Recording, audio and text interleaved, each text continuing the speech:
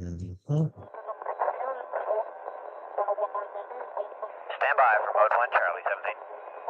Mark, mode 1, Charlie. And the flight dynamics officer says we look good on all sources, right on the trajectory. Crew will experience maximum G-forces of about 4 Gs at shutdown. Coming up on first stage shutdown.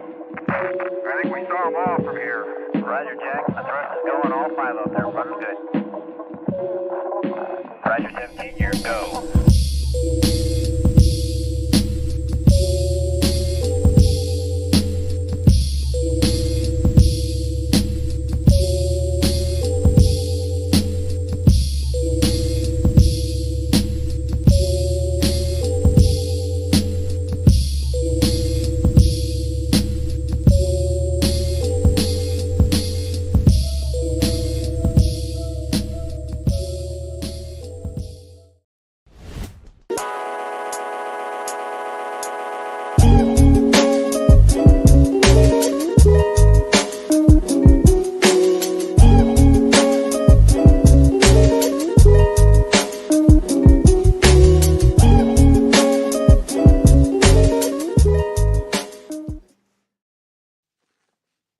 All right. And greetings and welcome to Refuge Depot. And as you can see, I'm in a different location. I'm actually operating out of the Purple House, and we will give you all more of a visual of the Purple House as we go on. And basically, what we'll be doing out of the Purple House with the blessings of Allah God is that we'll be doing training. We'll be doing disaster preparedness training, emergency training. We'll be doing CPR and first aid training because once again, Refuge Depot wants to help our community understand that we have to begin to prepare our homes to become a sanctuary, and as Brother Wisdom says, not a cemetery. And so, what we want to do is we want to teach our people how to shelter in place, what they should have to shelter in place, non-perishable food and water, also other type of supplies like first aid and so forth. We also wanted, just in case you have to evacuate because of extreme weather. We see tornadoes.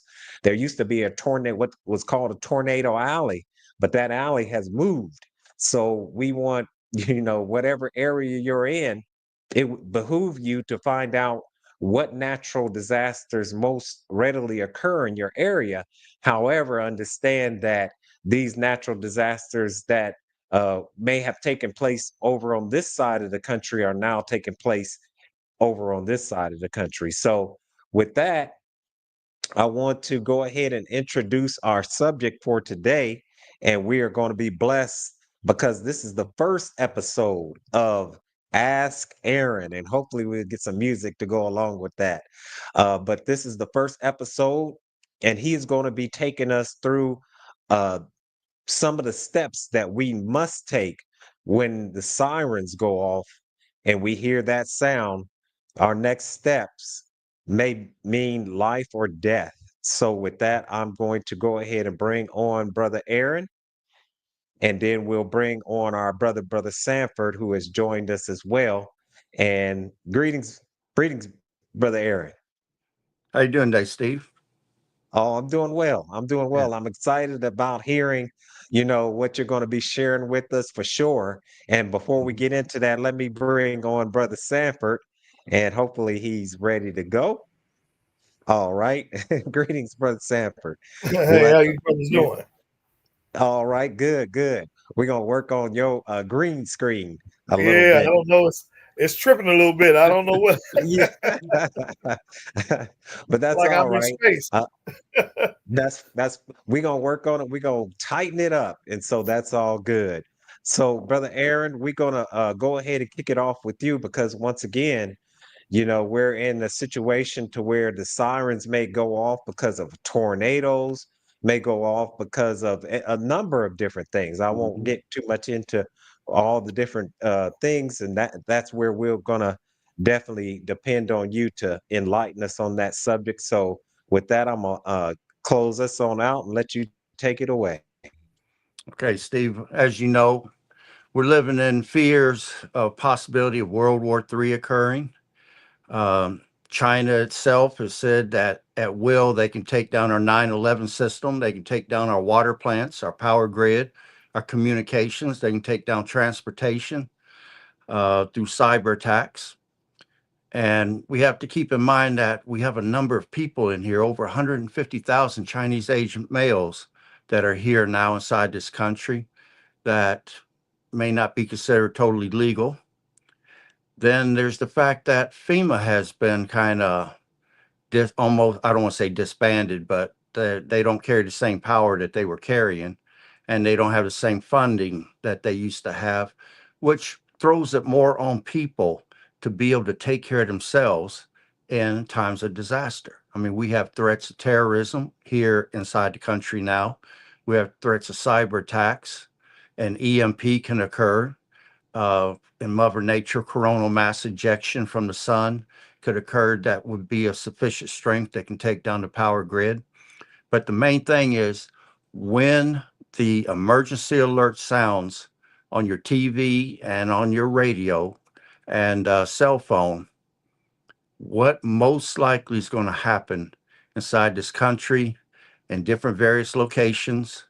And if you understand what can take place, then you can put plans of action in place, including getting out ahead of it and being able to pick up and stockpile certain things so you're not out into chaos that's going to occur. Now, let's say that the entire system in the United States is handled under something called just in time. All stores, all factories, everybody's operating under that system. Why did they go to that? At one point in time, a lot of people was paying for warehouse space to store goods, store food, store various items, and that warehouse space got expensive over the years. I don't know who came up with the just-in-time system, but when things are normal, it has proven to work. But we know from COVID in 2020 that just-in-time failed. There was a lot of product shortages, a lot of things that people could not get a hold of because with all the panic buying going on, just in time does not work well in times of trouble. So let's go with some locations. Let's discuss that. Let's start off with gas stations. Okay. All the gas stations in the United States has between a 2 to 3 days worth of gas. And that's on a good day when everything is going well. You have one gas station for every 5,000 people. That way, there's enough customer base to support that gas station in the United States. Each gas station contains 10,000 gallons of gasoline. You have 150,000 stations across the United States. Now, all those stations rely on tanker truck deliveries based upon just in time. They get a tanker truck every 2 to 4 days that brings in 10,000 gallons of gasoline, and whatever other fuels that they need. Now, semi trucks transports 70 to 80% of all freight that is transported here in the United States. Now, the semi trucks themselves consume 60 to 65% of all diesel fuel made in the United States. Now, if something occurred that took down the power grid, because if the grid goes down, those trucks will not get gas, which means the gas stations will not get gas. Now, back in the early 70s, when we had the OPEC embargo going on against the United States, I remember as a kid, the long lines that stretched for blocks of people trying to get gas. And I also remember the fights that broke out at those locations. So gas station and grocery stores are going to be major choke points because when that emergency alarm sounds, people are going to be headed to top off their tanks. They're going to be headed to the grocery stores. But keep in mind, if that power grid goes down, won't be no trucks coming to bring fuel. How do you guys feel about that? Do Sanford or Steve, do you guys want to add anything to that or? No, I think that that's a very good point, and I think if things escalate as far as what we're seeing on the international scale, like you said, we could see supply chain disruption, and we could see the price of oil and gas going up. And if that happens, that it like you said, some neighborhoods may not even get gas. So like what you're saying is not only will the gas lines be long in your neighborhood, but your neighborhood may not even you may not even get gas. So that's something to also think about. Do you want to add something, Sanford, or? Well, I think I mentioned one time before when 9/11 happened, I was working for a private security company part time. And what they did, they had off duty police officers at the point where the actual trucks received their fuel to go to the gas stations. Mm-hmm. And they had us there 24/7 because they were worried about some kind of terrorist activities happening at those locations where the fuel trucks actually receive their gas to go out to the gas stations. But I think what you're saying is 100% correct. I do believe that. Well, let me say, I would hope that they learn something from that. I would hope they learn something from that, and maybe had a different protocol put in place if something like that happens. But I know when 9/11 happened, they had officers at every fueling port in the cities that the trucks came to so they could get gas and distribute it to the places. Mm-hmm. So I would hope we learn something from that. But who Yeah, knows? and I just wanted to say, Brother Aaron, I really appreciate, you bringing these things out because this is something that, your average, we've been going along and so smooth for so long that, these type of incidents or occurrences don't happen, in America. So this is one of the things that if it does happen, it's going to be a surprise. So, like you're saying, one of the things that we should start to acclimate our mind on is what you're saying. And so, thank you, brother. And I'll go ahead and let you continue. Okay. And I'm just going to add one more point to the gas stations. I have friends that live in Florida, and down there in Florida, the last two hurricanes they had, they definitely informed me that the majority of gas stations down there had ran out of gas due to the panic buying. And there's maybe only a handful in different areas that still had gas, and the lines were long and the prices were high. So, anytime there's a supply and it's in shortness, you can expect prices are going to be high. It's supply and demand basically. So let's go to the grocery stores, because remember the grocery stores are supplied again by the semi trucks. So the grocery stores are going to be your first line for panic, because when everybody gets that thing across their cell phone, some people are just going to leave work immediately, and they probably should, but they're going to leave work immediately. And if they're one of those people, and I've got friends that are like this, they go out and buy groceries every 3 days, and that's all they have is 3 days at a time. I asked them, why do you do that? And they said, well, I don't know what I'm going to want to eat. And then I just buy enough to get me by for 3 days. And then whatever I got taste for is what I go back for and buy for the next 3 days. Okay. They're going to panic when this goes down. They're going to be in those long lines just to get a parking space inside the stores. And then you're going to have to worry about when you come out of the store, if you were able to get anything, who might shove a weapon up in your face to take those items from you. And because they're not going to want to wait in line to go to get inside the store and eventually find the store's empty. We know that when snowstorms come, ice storms, hurricanes, stores empty out quick. I mean, after emergency alert, you can just about expect that the stores will be cleared out in 3 to 5 hours. I mean, we've seen that during bad storms, especially hurricanes, tornadoes, snowstorms, things of that nature. Most stores have a 3 to 4 day supply of food on hand. and that's during good times. And again, they're counting on those deliveries from the semi trucks to come in. Now, 80% of the grocery stores count on food that is trucked in. Now, keep in mind, trucking, whatever transportation is, that's the Achilles heel to the whole thing. If you stop trucking, if you stop transportation, you're going to have chaos on the streets when people cannot get the things that they need. Okay, Sanford or Steve, you guys want to chime in on any of that with the grocery stores? Hmm.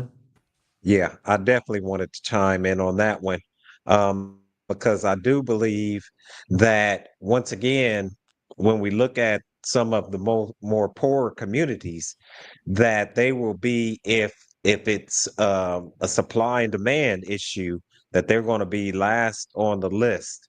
And Mhm. so this is why we're urging the Black community, especially the Black and brown communities, to start to look at urban farms, to community gardens, Mhm. to look at a barter system, because if that does happen, but we're organized, we won't have to feel the hurt and the pain that we would have to feel if we were not organized. So I definitely encourage our communities to give us a call. Give us a call at 937, and I'll put the number down before we get out of here. But 937 9 yeah, 937. Let me look at my phone, because see, because now the camera lights have got me. So 937, uh not let me see here. This is 937-385-3833. That's 937-385-3833. And you can and we can help you to start to organize your communities, organize your organization, your church, and all of these things to start to grow food and start to prepare for Mhm. hard times. So yeah, I just wanted to throw that in. Yeah, Sanford. Well, I posted a video a couple of days ago where I went into a Walmart in Troy, and they were almost sold out of water. Mm. And I noted then, I said, somebody's getting ready. And so then I bought five more cases myself of 35 packs, five more cases. Okay. And I asked the guy there, I said, man, what's going on? And he said that I asked him that were they out completely. He said they have some in storage. They hadn't put it out yet. But I tell you what was interesting. He told me that after the thing happened overseas, it seemed like a lot of people just started coming in to buy water. Mm. And I don't know if that's a carryover from COVID, where people learned the lesson before. And I don't know. The other thing, Brother Steve talked about, um, maybe the communities that are not maybe thriving as much as others financially. I don't know if it's that or if it's the market. And what I mean by the market, the size of the community. Because one thing, size of the stores in the community. Because one thing I'm starting to see is it's kind of like when we talked about the gas too. I know the places that get filled up first are the places that use the most fuel. Well, what I encourage people to do is not necessarily stay in your own community to buy what you need. If it's in a community outside of where you live, go there now and start buying it. Don't confine yourself to one area uh, to get what you need. If you have a way of getting somewhere else where you think it's something there that's available for you, you don't have in your community, go get it. Mhm. Don't isolate yourself to one area, to keep yourself in one little block and keep yourself from getting some resources. Mhm. Mm. Okay. And then I'm gonna add Yeah. one last thing to that. To get out in front of this, establishing a good food pantry inside your house is essential. Also, setting up a seed bank so that if you go on into spring or summer, you can grow food. Um, Learning gardening skills right now, learning how to can food. All those things will give you a leg up on everybody else that's out there that's scrambling around. So, but that food pantry, and it should have food, water, and meds in it, over the counter meds, whatever. But definitely get that established as soon as possible. Okay. And with that being said, next thing we're going to go to is cell towers, because communication is important. Everybody, when trouble happens, people are going to be making phone calls for help from relatives, or want to know, where should we go bug out to? Can I come to your house and hang out till this is over with? Um, you'll have elderly children checking on their parents, or parents checking on their children. Uh, all cell phones work on power. So again, if the power grid goes down, so does communications. Now, during the best of times, cell towers can facilitate the communication of 500 to 1,000 phone calls at one time. So it's not going to handle an indefinite amount. You can't overwhelm the system. During disasters, those systems are going to be easily overwhelmed. Now, most cell phone towers have a backup battery supply that will last 4 to 8 hours, but that's it. And, I remember during 9/11, the cell phone system went down. I don't know how many people remember that took place. And I remember the panic that people felt when they couldn't get something through. Now, when the cell phones are cut off and you can't get through, sometimes texts and emails will still go through. And then to get out ahead of it, to have citizens band radios, GMRS, ham radios, those will not go down so long as you've got the proper power supplies and different things set up. But the cell towers And is I, going to be key to communications, and they all work on now I power. can, Go ahead, Steve. You and uh, Sanford, yeah, go ahead. I was just saying that, sometimes too, they have apps on your phone where you can turn your phone into a walkie-talkie. And Oh, so that might be something that people can look at. I know a lot of work environments, sometimes they have that type of feature as well, where they turn you can actually, everyone, download the same app, and mhm, your phone becomes a walkie-talkie. So that's something that people might want to look into. There's also devices that allow you to use your phone like a tether, I believe. I'll have to look into that again. I got one of those devices, but all your family members have to have that same type of device. But that's something that people might want to look into. Of course, for our children, I do think that maybe a written down number, because maybe, if something happens and they're away from home, they may, how it is nowadays, we don't really memorize numbers like we used to have when we were younger, which was many moons ago. But that's something that people might want to actually think about as well, because there's nothing that spells panic like being separated from your children in an mhm, emergency. mhm. So I would just want to throw that in as well. Did you want to add anything, Sanford? Uh, there's several different services people can look up. One of the ones that I look into is called Rapid Radio, and it's supposed to offer you a distance of 1,500 miles. And they don't work off the voice side of the cell towers.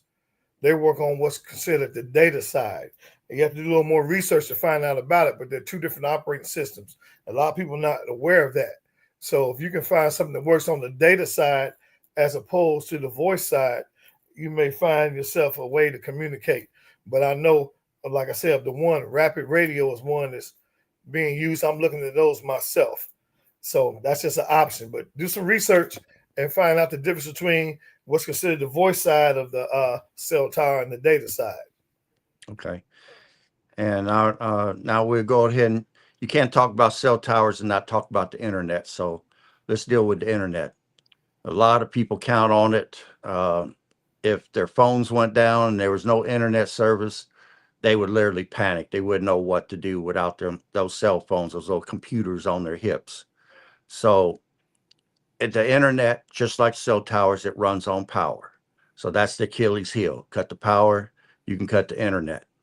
Now, If the cell towers are down, and say we have terrorist cells that are operating inside the country, and they're going around cutting fiber optic cables to where there will be no internet or cell phone service, then your internet will be down.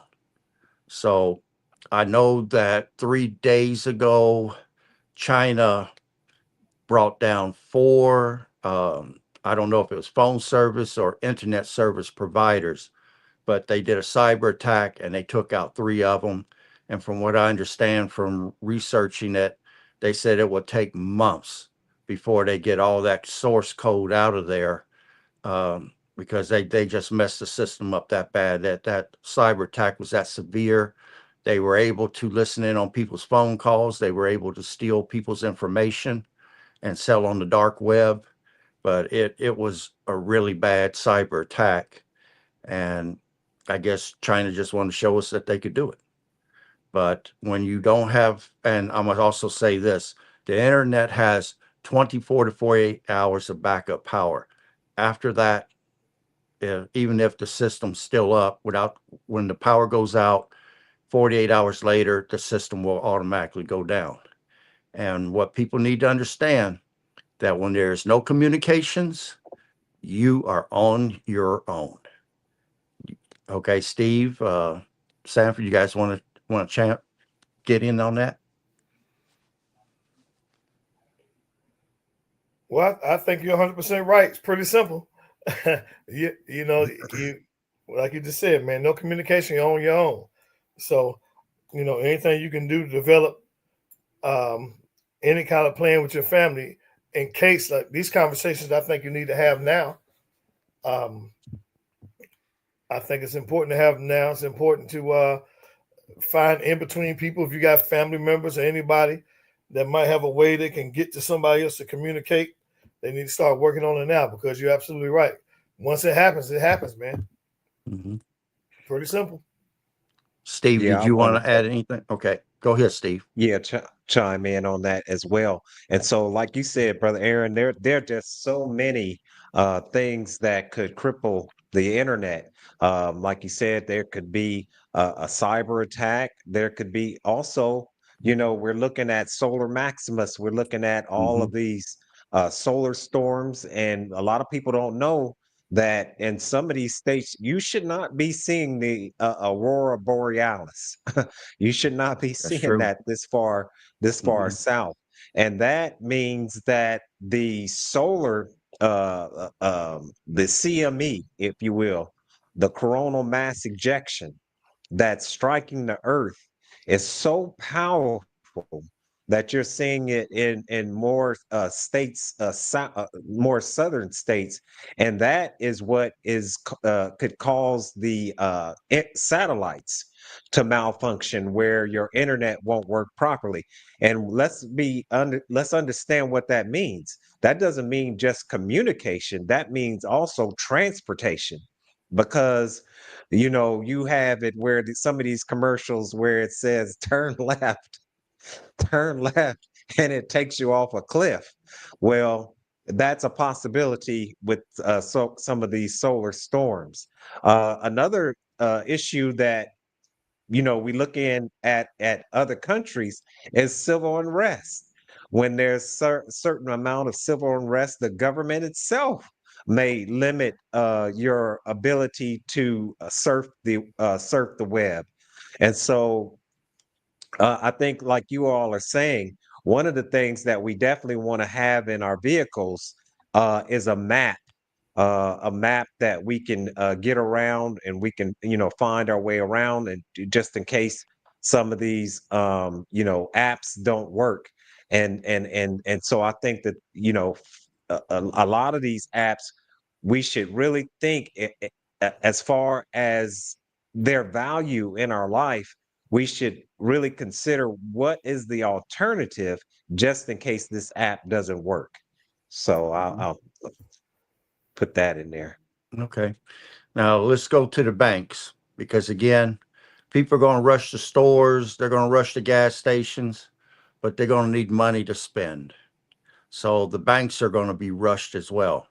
Now, most banks keep very little cash on hand. They're supposed to keep at least 200,000 on hand. But and I'm gonna say this: once that emergency alert sounds, the banks and the ATMs will be emptied out in a matter of a few hours after that alert is given. People are going to go there and be going crazy to get their stuff, and that's if the power's still on. Because if the power's off, ATMs will be down, the banks will be down. You will have no access to your accounts whatsoever. But if there's still power in your area, like I said, the banks will be emptied out in just a few hours. Now, I'm gonna say this: you must have physical cash in order to stock up at the store. So at that point, the stores probably won't take checks. They probably won't take your credit cards. They're going to want physical cash in order to sell you products. And only 10% of the money in circulation is in physical cash. Now, if there's a cyber attack, a power outage, or grid failure, like I said before, you will have no access to your accounts whatsoever. Right after that emergency alert sounds, cash will be king. But 6 months down the road, it'll be followed quickly by gold and silver. So to get around this, your workaround is going to be to keep an emergency fund at your house. Have it in ones, fives, and tens so that you can make change. Because when the banks go down, the stores aren't going to be able to get change. So you want to be able to give exact change so you're not overpaying for a product. Like, for example, $4 case of water, and all you got's a $50 bill, and they don't have change. If you want the water bad enough, you're going to pay $50 for it. So have that emergency fund. Don't touch that money. Have it also in change to where you can pay an exact amount that you need to pay. But I'm going to stop there for right now. I'm going to give Steve and Sanford a chance to chime in. I'll go ahead and chime in first this time, Brother Sanford. So I listen to a lot of podcasts, and there was one podcast that really caught my ear, and it was just like what you're saying. You want to at least have, if possible, $1,000 of small bills. You definitely don't want large bills because no one will be able to, change. They won't have change for larger bills, so you have to have smaller bills. But what this individual did is they were definitely very prepared. And so they went ahead and put the small bills and some gold and silver in a secure place. Unfortunately, the individual suffered a heart attack and died. Wow. And no one knew where Papa buried the money, buried the gold and silver. Okay. And so I think that's one of the things that has to be worked out among family members, is that, just in case something does happen, where is this going to be hidden, where family members can find it, and having that understanding among family members why this doesn't, no one should touch this in case, unless there's an emergency. So I just wanted to throw that part in there as well. I don't think we should, put it in the obvious places, like under the mattress, but also, we could also put it into a nice secure safe. That's also something somewhere where we can have it. And some of these programs, they even show you how to build in secret compartments in your home. So that's something that people can Mhm. think of as well. And I'll just go ahead and stop with that. Yeah, I agree. You should have a certain amount of cash. And ideally, what you said, brother Steve, is true. But the average person in America does not have $500 in the bank. So, Right. so I think anything you can generate a little bit at a time, and get $1 bills and $5 bills and $10 bills, you need to do now, and be mindful of that. I think you probably, the mindset needs to be that I'm committing to this. So if it's X amount of dollars a week, you need to make that commitment now. And if you don't, you may come up short. I remember last year when the ATM machines quit working at one of the hospitals located in the Middletown area. And my niece called me, and people were leaving work in a panic because they couldn't use their cards at all. Just recently here at one of the hospitals in the Dayton area, they had a cyber attack. And when I went to the cafeteria, they had a big sign up saying they could accept cash only. And it was interesting how many of the employees there, they were writing it down so they could put on their account. Hopefully when it got back up, they can just take the money out their account because nobody had cash money. So, it may seem old school, especially to young people. Young people don't believe in cash. They're completely reliant on that card. And I think, us as people who are becoming the elders, we need to talk to the younger people and keep feeding them with information about, look, you need to have some cash. You need to do this. My daddy told me and my brothers when we grew up, he said, once you become an adult, he said, a man should always have at least $100 in his pocket. That was the thing we were taught. You should at least have, and he talked about having $100 bill stashed like in your wallet or something in case something happened. Well, I think we need to talk to our younger people and get them to understand the importance of this. Those are the people I think that's really going to suffer more than anybody because they never had any adversity. I think the younger people don't even believe this is real. I don't believe they think this is real. So I think one of the things that we need to commit ourselves to is talking to them about having cash money and putting some aside. And even when they go on trips, have a little bit of cash money with them. Because I know people in their mid and late 20s, who are really highly educated as far as college and stuff. And I see them out, they don't have $5 in their pocket. Everything goes on the card. So, yeah, I think that's important. I think alternative forms of money are important. Aaron talked about after 6 months, it'll be gold and silver. But we talked about gold backs, which is another form of currency that people can start investing in now. Need to look at some other forms of currency and understand that they exist. But, hopefully they listen to us and hopefully we can get a message across. Right. Yeah.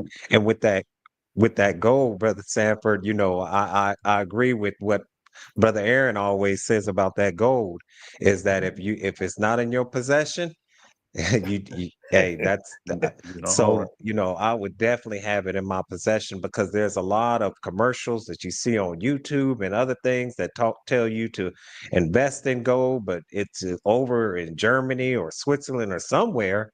And you got to think to yourself, well, how am I going to get this gold if I need it?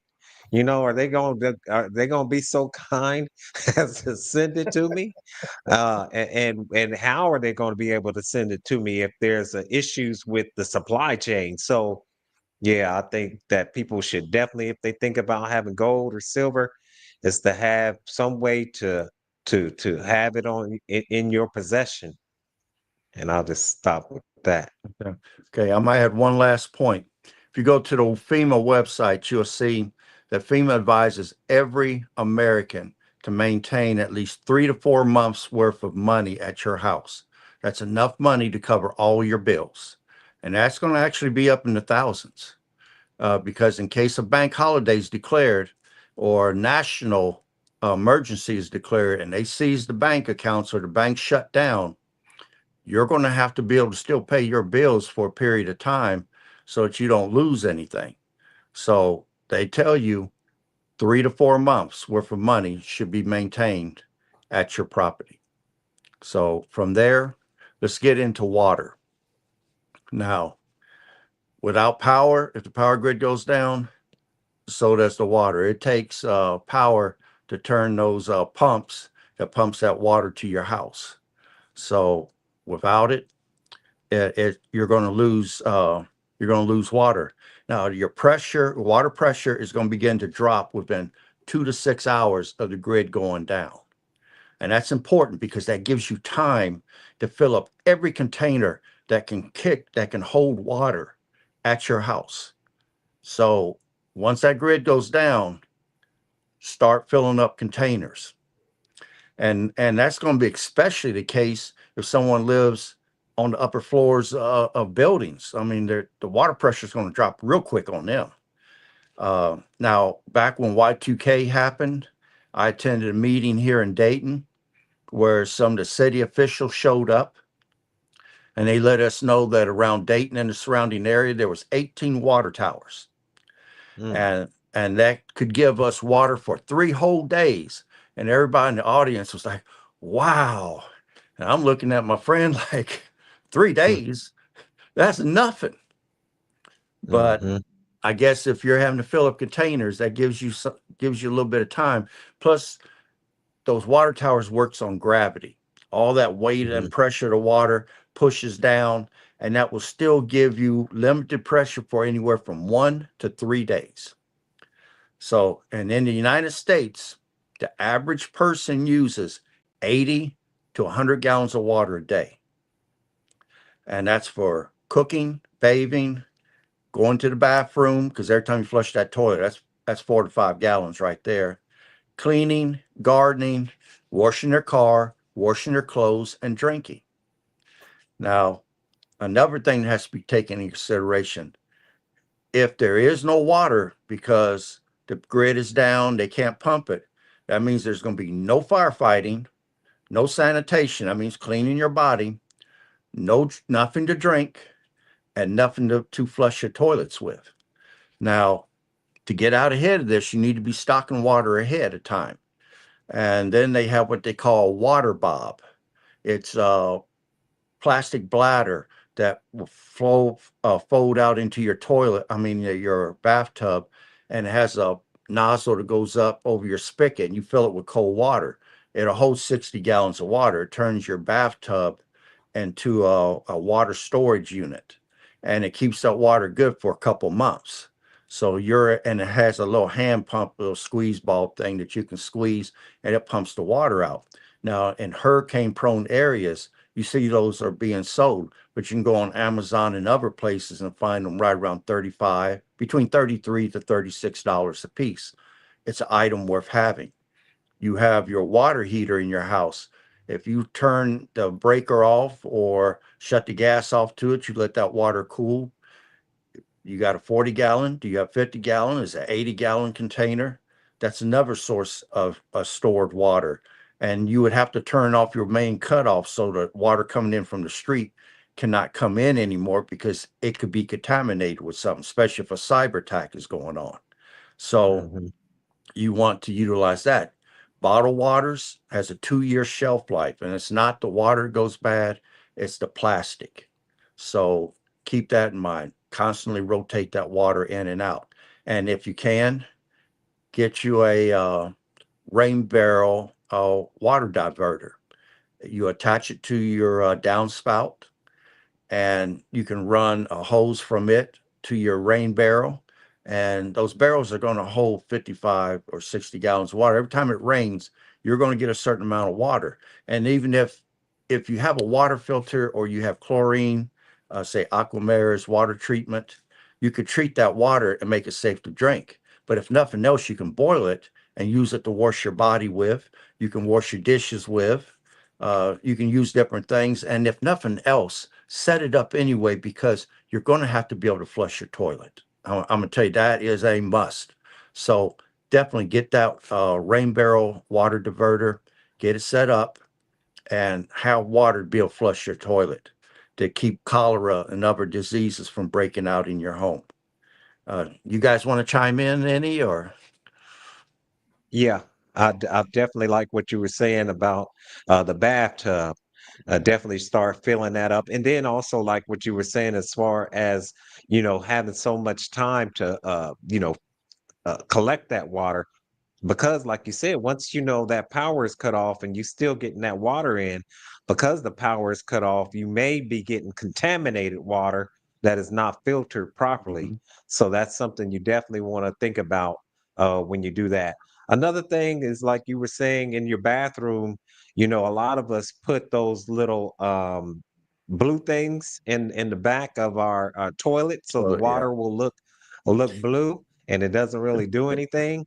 So that's something that you might want to stop doing, just so that you will be able to have that water as a reserve just in case. Another thing to do is to look at getting those 55 gallon barrels and catching rain. It's been raining here an awful lot lately. So there you have some water. It may not necessarily be water that you can drink, but it is water, as like you're saying, as far as being able to flush the toilet, being able to even continue to operate by washing clothes and things like that. You know, so yeah, I wanted to say that the thing that came into my mind was, they do have like mobile washers where it's, you can wash your clothes and it's like in one of the things that, they put mop water in and it has an attachment where you can wash your clothes. But those are some of the things that I just wanted to throw out there as well. Yeah, one of the things you can do too, and I got some of these, those 5 gallon, the 5 gallon clear plastic jugs. Mhm. You can buy a couple of those a little bit at a time and fill those up and rotate those in and out, for the water you use in those. So I think that's a good way to store if you want to store multiple gallons in one location. If you buy a couple and then fill them up, and if you feel like you need to rotate the water out every couple months and fill it up again, that's fine. But I encourage people to buy those ahead of time now too. And that way you can have water maintained in a particular area. Find yourself a cool, dry place if you can maintain it there, and just build your supply up and keep it. All right, great, great. Yeah, I wanted to also let the people know that they might want to invest in some filters, water, like a Berkey water filter, or there are a number of different type of filters. If you have money, you can even get like a reverse osmosis, or some type of system like that. And so with that rainwater, you can run it through and filter it and clean it Mhm. up to where you can actually drink it. So I just wanted to True. throw that in there as well. Okay, great. Let's go on to electricity now. Now, right now in the United States, most transformers are 40 years old. Okay. And I'm not talking the little ones you see on the telephone poles. I'm talking about the main ones that send power out to your home. They're manufactured overseas in places like Korea and China. Now, recently, a few transformers went down, and when they got inside them to work on them, they found that, and these were ones that came from China, that there were remote cutoff switches inside to where China could send out a signal over a satellite and cut that power off. And the United States was furious over finding those inside the transformers that for a number of years we've been buying from them and utilizing. So, and again, between an EMP, which China, Russia, and North Korea all have EMP weapons, cyber attacks, an ice storm, a solar flare. I mean, all those are things that can bring the power grid down. And right now, electricity is the backbone of this country. We count on it. I mean, if it got cut, they say that between 6 to 18 months, 90% of the United States population will be dead. That's 9 out of every 10 people you know. They will not be able to survive if that power grid goes down. Now, to me, you can have solar generator system. You can have gas, diesel generators. You can do what they call dual fuel, and that's one that runs off of propane as well as gasoline. Um, you can have solar systems, wind turbines. There's many different alternative forms of power out there. I would advise you to invest in one. Have it so that when that grid goes down, because it's the number one target for all the enemy nations that want to get at the United States, you will still have power and your life won't drastically change as much as everyone's will on day one. So you guys want to chime in on that or? Well, I just recently purchased another generator. I shared it with you, Aaron. You made a suggestion about which one of the two would be the best. I got a dual fuel that's off of gas and propane. Mm-hmm. Um, if somebody, I'll say this: if somebody's having some, if you don't have the financial means, you can buy one off of Amazon, and you can pay for it in 4 payments. Wow. So Mm-hmm. if you don't have the amount of cash you need right away, you can actually buy those in 3 or 4 payments through places like Amazon. So I would encourage somebody to do that for real. Mm-hmm. You do better to have it than not to have it.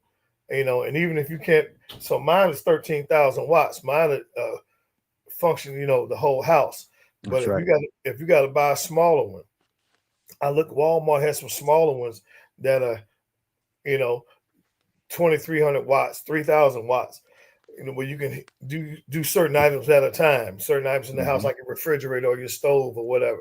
I mean, that, it's all about preparedness, as we've been saying before. Mm-hmm. But you know, I do know that you can buy some of the ones that can run the whole house through Amazon and pay it in 4 installments. So I don't want anybody to get discouraged if they look at a price and say, "Hey, I can't afford that right now." There's some alternative ways, and take advantage of that if you can. Okay. I wanted to chime in. So many different ways out that we can it can be expensive though, but two of the ways I like is solar.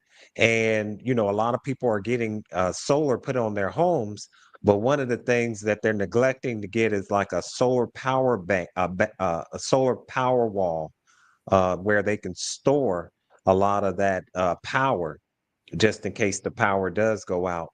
And so it doesn't necessarily have to go right back to the city. You could store it up and get you a power bank. I love propane. Propane is something where you can, pretty much safely store if you properly do the research. You can store it. It lasts a long time. It's quiet. And so that's another thing about generators is that you definitely want to have one. I think that it's fairly quiet because if everybody hears yours running and they ain't got nothing running, they know that you have some power. Another thing that you might want to consider is that if you do have power, you know, don't turn the lights on in the front of the house. If you do, at least cover the windows or something, because here you got power and no one in the neighborhood has power and the lights are on at your home. And so you just want to be wise about it because people can become desperate.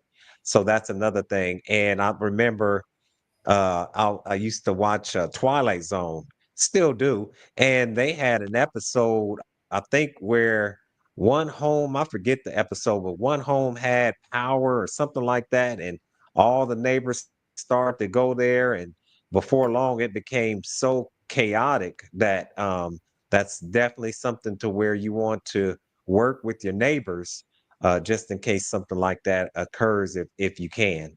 So yeah, I wanted to put that in there as well. Okay. Great. Now let's move on to police. Now, right now in the United States, there's only 2.4 police for every 1,000 people. In a disaster, the focus is going to shift from protecting the public to infrastructure protection. You need to know that. Okay. In a city of 1 million people, you will have 2,400 police officers, where only 400 to 800 will be on duty at any given time, which is more than enough during peace times. Now, during emergencies, the call volume can increase by 600%. I remember when in 2019, in the city I live in, which is Dayton, Ohio, we had a tornado outbreak that set a record because out of a single supercell, it was somewhere between 14 and 16 tornadoes hit my area and the surrounding areas.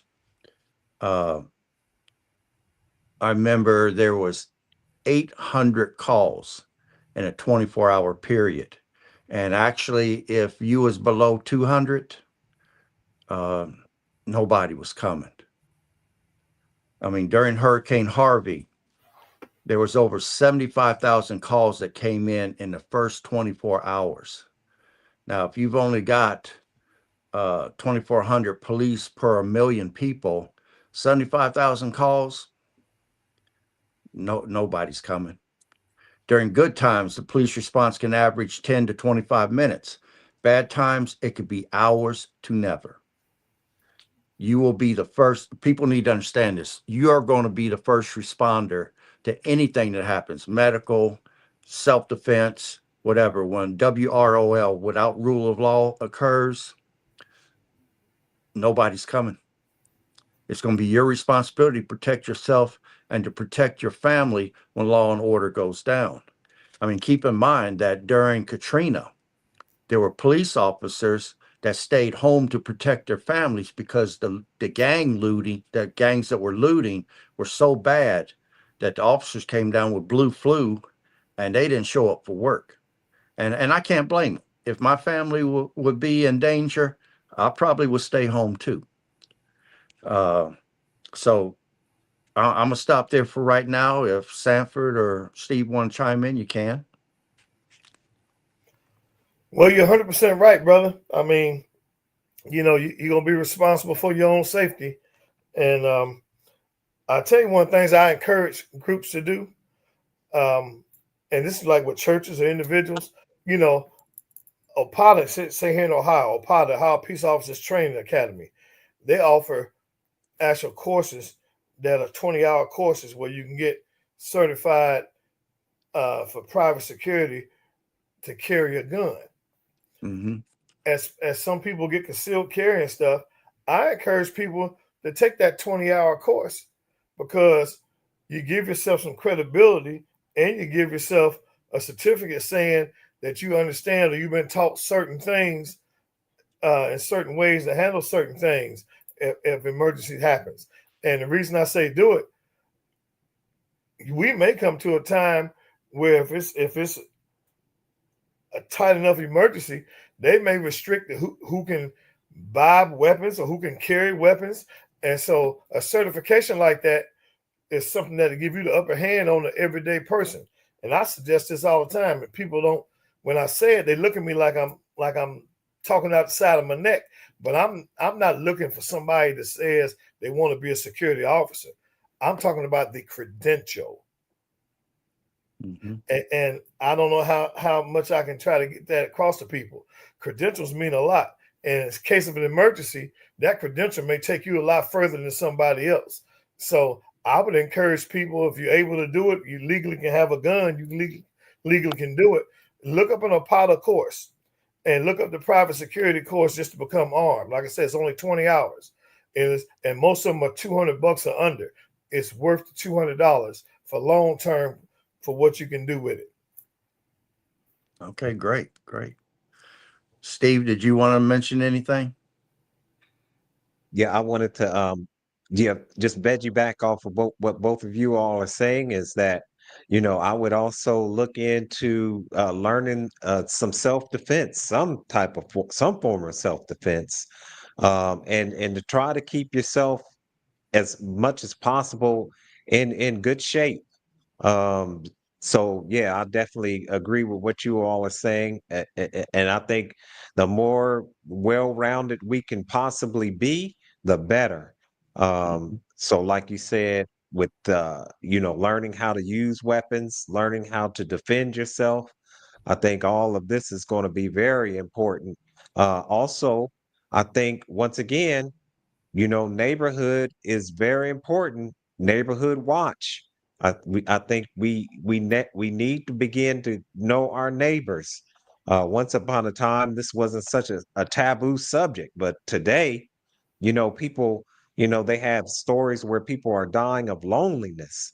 So I Yeah. think it's like one of these situations where there's nothing wrong with getting to know your neighbor and to putting a plan out there that you watch out for me and I'll watch out for you. Of course, Some neighbors might be a little fishy. You might not want to do that with them, but with the ones with the ones that you could trust, I think that would be one of the things that you could do as well.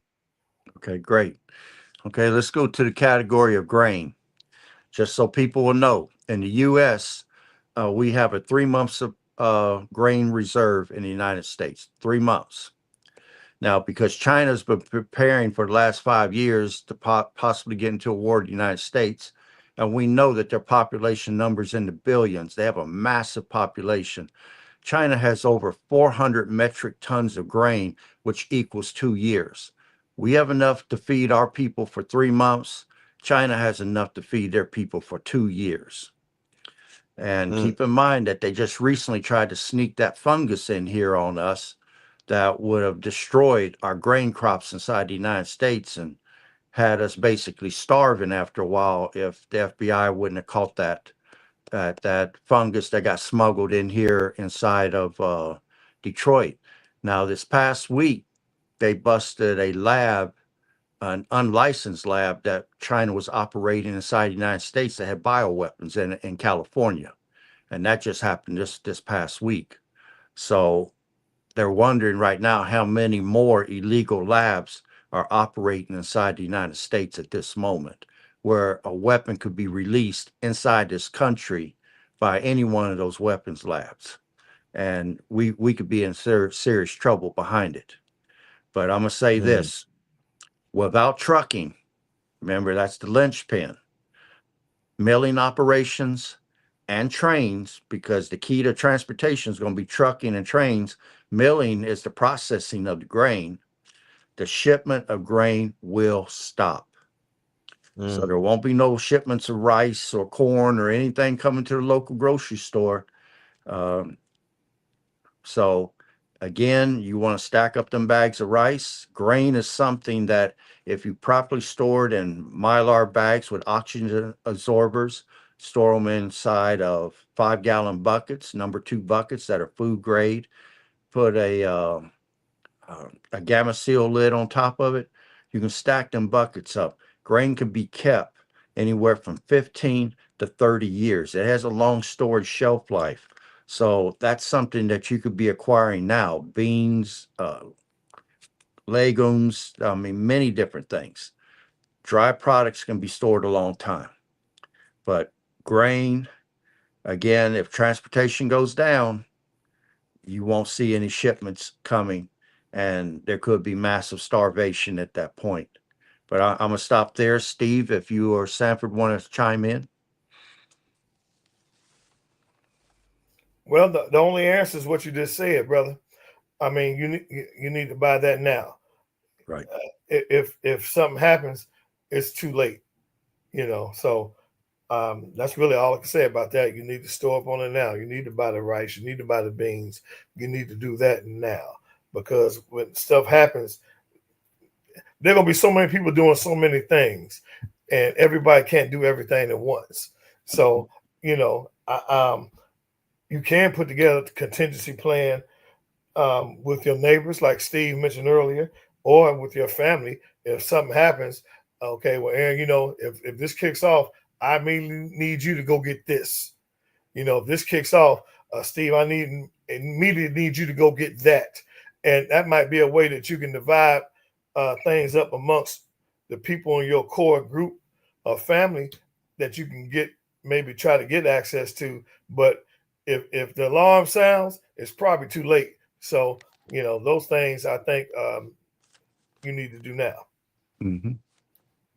I wanted to just chime in on, like you were saying, storing the grain is very important. Like you said, in those Mylar bags are very important. And then what I would do, if you can, is to go out and get one of those metal trash cans, the ones that we used to have that the trash man would bang up and bend them all up and everything. But those are good places for you to store those grains. Once, even though they're in the Mylar bags, somehow, some way, those rodents can, I don't know, sometimes they can get to them, and you might not think that you have little furry friends in your home, but you'll be surprised once you start once you start storing that stuff up. They have a way of finding it. So I would put it in some type of metal container. Also, it would be good maybe to even bury that metal container in your backyard in the ground, and then that way you will also have I forget what it's called, but in the winter it will also keep your food cold, and so that's something to also think about as well. Okay, great. Wait, Now wait, let wait. go. Before you go on, Aaron, I Hmm. had somebody's watching sent me a message, Okay. and they asked, "How do you store?" They're talking about a generator. It's how you store that being in an apartment.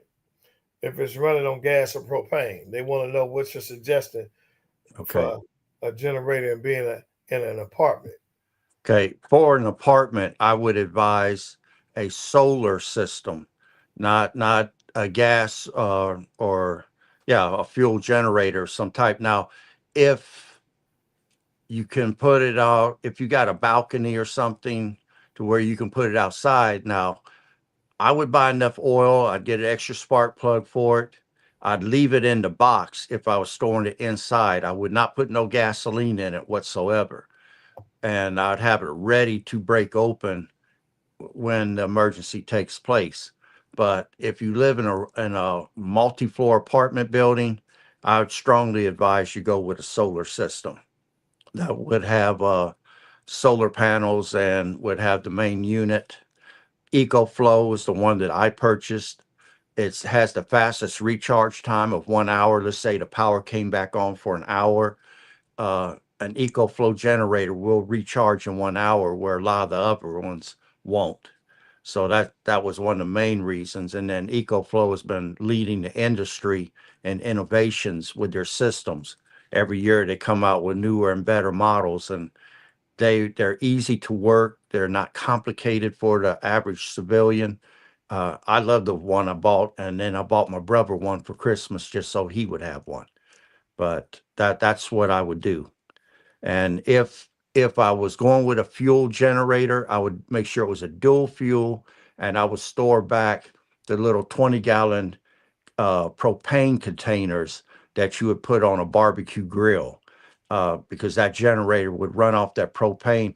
Gasoline could go bad in 2 years if you don't treat it with stable, but propane, hey, you can go 10 years or longer. And as long as the seal's not broken, it stays good. Mhm. Okay, so I'll stop there unless you guys want to add anything. Excellent. That's Okay, good. let's move on to jails. And I'm going to bring this up. During COVID 2020, I saw some of the local jails, including people that I knew, that got caught for muling uh, fentanyl, that was looking at doing 30 years, but because the crime was nonviolent, they were released from jail because or whatever. And the jails themselves run off of just in time as far as being resupplied. If the power goes down for extended period of time and the emergency is bad enough, inmates will be released back into society. And again, I'm gonna use COVID as an example. Anyone that knows anyone that was in jail that got released, I'm speaking the truth here. But irregardless, when the power grid goes down, crime is going to skyrocket.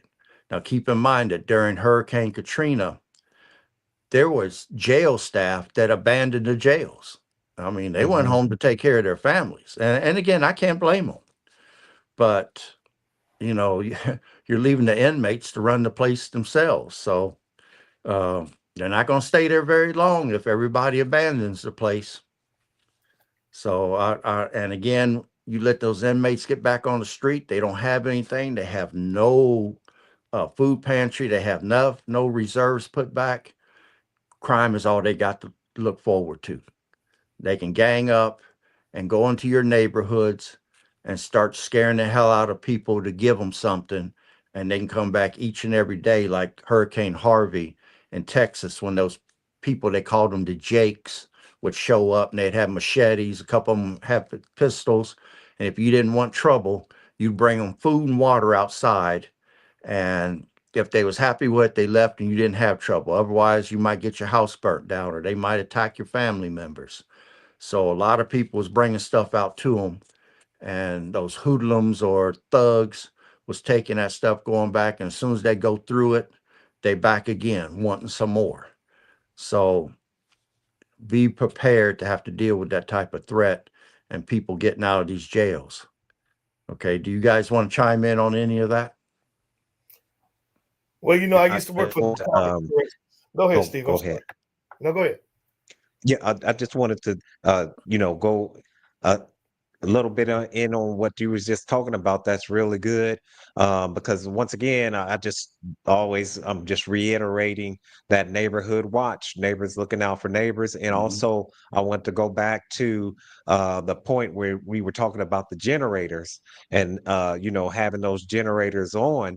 If you do have a situation like that, they're looking for a house that's prepared. They're looking for a prepared house. Mhm. So one of the things that you want to try to do is to make your house look like everybody else's house when the power goes out. Mhm. You don't want your house to stick out like a sore thumb. So just be very conscious of that. And yeah, like I said, the best thing to do is to use that back room and put something over the windows and have your power on, but don't allow the outside to know.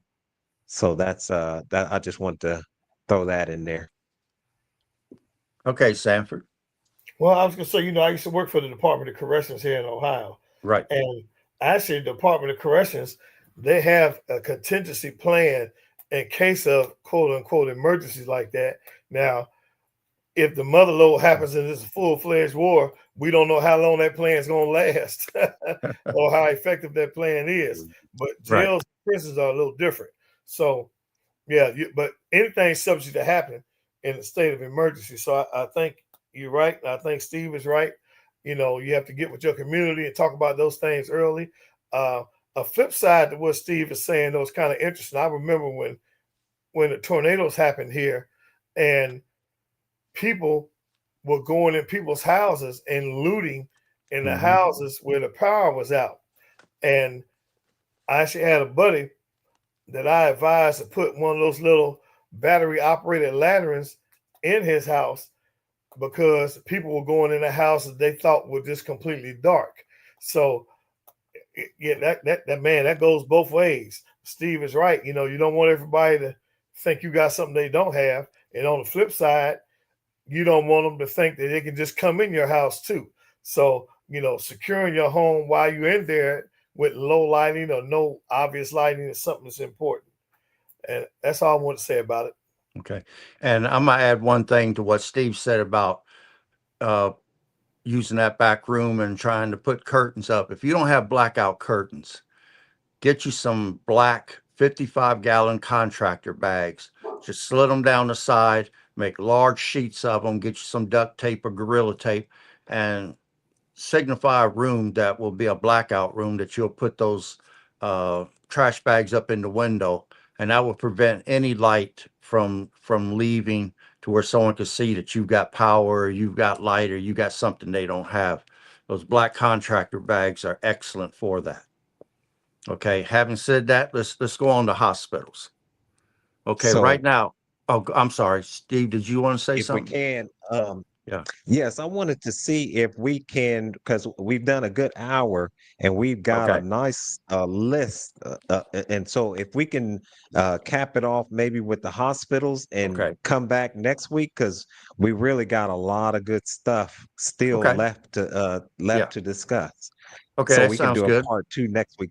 Okay, Okay. great. Let's Okay. hit that hospitals and that'll be good. Okay. Now, with hospitals in the United States, hospitals average 1.4 beds for every 1,000 people. In a emergency, it can be expanded by 20%. I mean, they can put patients in the hallway. They've got different rooms that they can set them up in. Also, if National Guard or military is involved, they can set up military tents on the hospital grounds. Now, the emergency rooms currently run on 85 to 90% capacity on any given day. That's 85 to 90% full capacity. Only 4% of the U.S. hospitals are fully equipped to handle prolonged mass casualty events.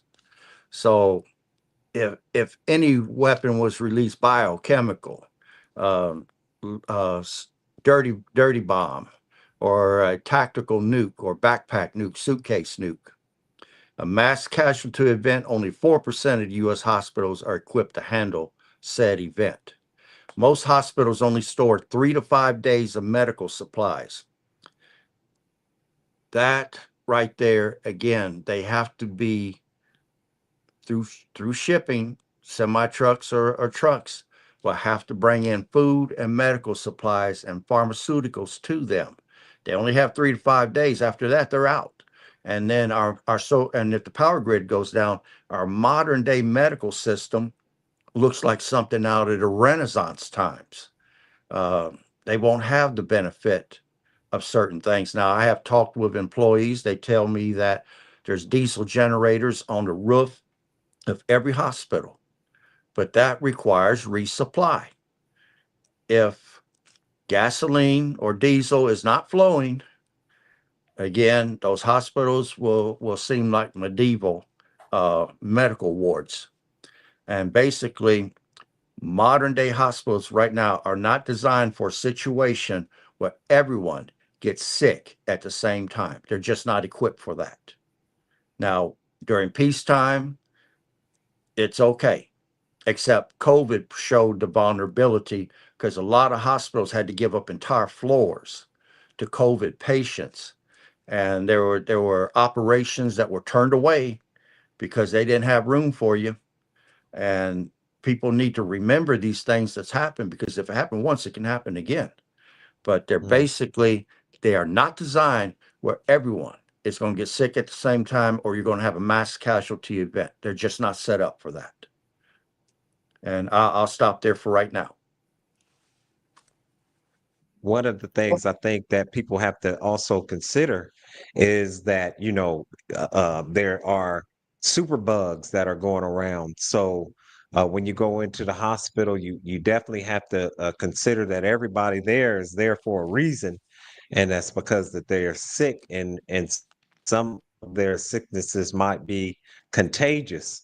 So, if I would say if you can avoid going to the hospital or any area where there's large congestion of people, I would do my best to avoid it. And that's why it's so good to take classes on CPR and first aid, and to have you an emergency preparedness kit. Now, of course, don't be crazy.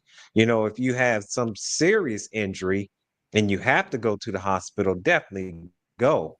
But I would, if at all possible, when things start to get chaotic, if you can avoid areas a large congestion of people, I would try to do that to the best of my ability. um other than that, yeah, that's what I just wanted to add to that. Okay. Sanford, you want to add anything? Well, I used to be a police officer at a hospital, and I know that they attempt to prepare with contingency plans, and they have full scale exercises, especially since COVID. They have full scale exercises kind of annually to try to get themselves prepared for an influx of people. But what Steve said is what I was going to say. You know, I think the importance is trying to get some self awareness with some first aid training of your own and CPR training of your own. Buy some of the things that you can yourself, ahead of time. If you can afford an AED, which is automatic electronic defibrillator, if you can afford that, or somebody in the community can afford it, to get those kind of things yourself, because he's right.